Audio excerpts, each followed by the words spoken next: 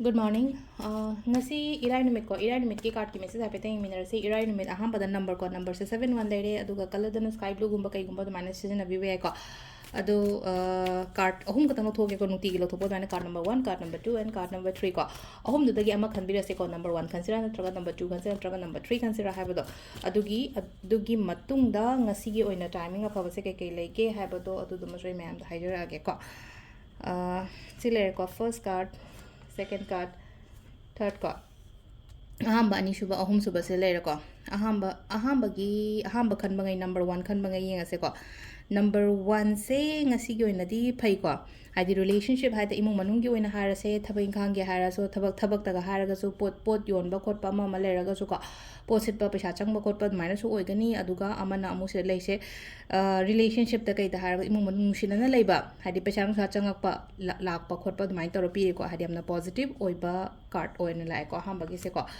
ani shuba ko ani shuba hadi focus mangan gano ina tawri ba thabak to ngasi e kenom chat tuine kain khalaga di ko hadi nakan nakan mina kai hairi kana na kai hairi ko le du ma yam do loina avoid to biraga ne hadi ta shanna dana hai tar to sena avoid to wan haraga di ko tawro no wa hadi moina ai gi damak ta ngang bado ai gi to gun to ko thabak to fully focus tawraga tawoba adu da hai tar ko ai ngonda mai pak pok ko pa du mai na gumba oiba sisina number 2 khan bangai gi oina lere ko aduga number 3 ko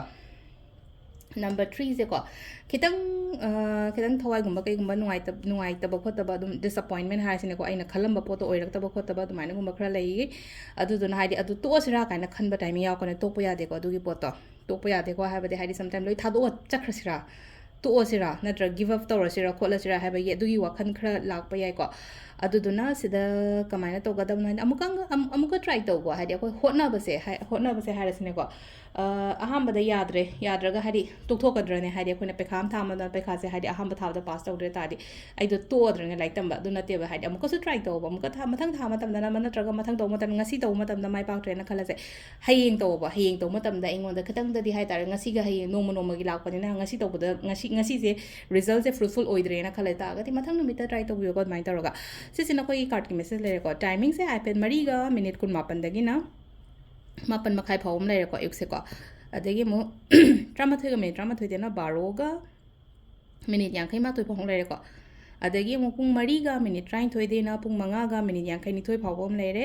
adagi mo nungdang gi na nipan ga minute kun tramathoi dena mapan ga minute yang kai ma thoi phawum le ko aduga ahing dagi na nongalam dai har sine ko tramathoi ga minute tramathoi ko ahing da su tramathoi ga minute tramathoi dagi na nongalam dai gi ahum ga minute mapan phawum ma le ko sisina khoi gi ngasi gi oina kaino hai tare ko ke haini afaba timing ko aduga ngasai chak thungba da ina hapa